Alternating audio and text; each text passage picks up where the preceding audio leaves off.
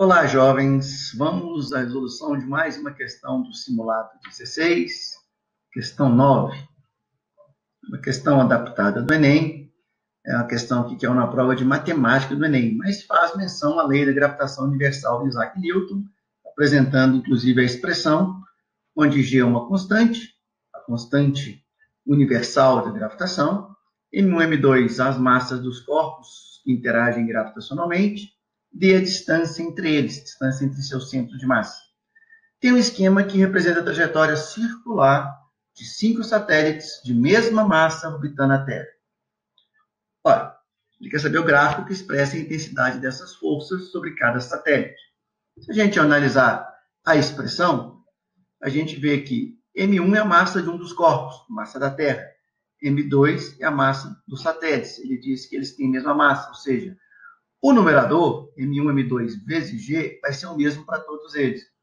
A força, então, vai ser tanto menor quanto maior for a distância ao centro da Terra. É uma dependência inversa e com o quadrado da distância.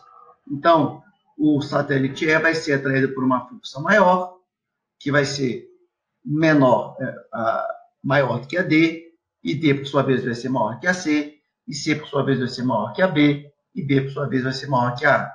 Essas forças, enquanto o satélite descreve a órbita em torno da Terra, ela vai se manter constante, uma vez que a trajetória é circular e a distância não muda. Então, o gráfico que expressa a intensidade dessas forças sobre cada um deles em função do tempo vão ser forças constantes, né? Vamos pegar aqui, por exemplo, a maior força que é no satélite E. Essa força depende da massa da Terra, massa do satélite e a distância ao centro da Terra. Nenhuma dessas grandezas se altera para o satélite E enquanto ele gira em torno da Terra. Então, essa força tem que ser constante ao longo do tempo. Nós temos aqui dois gráficos que mostram que essas forças são constantes em função do tempo.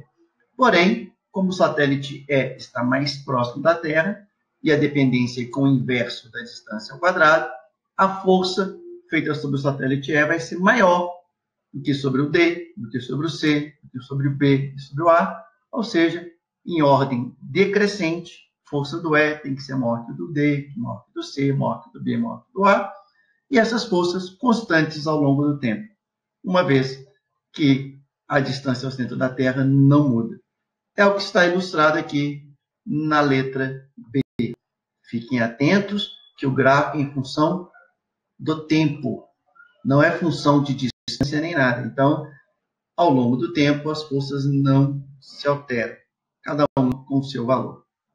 Ok, jovens? Um abraço.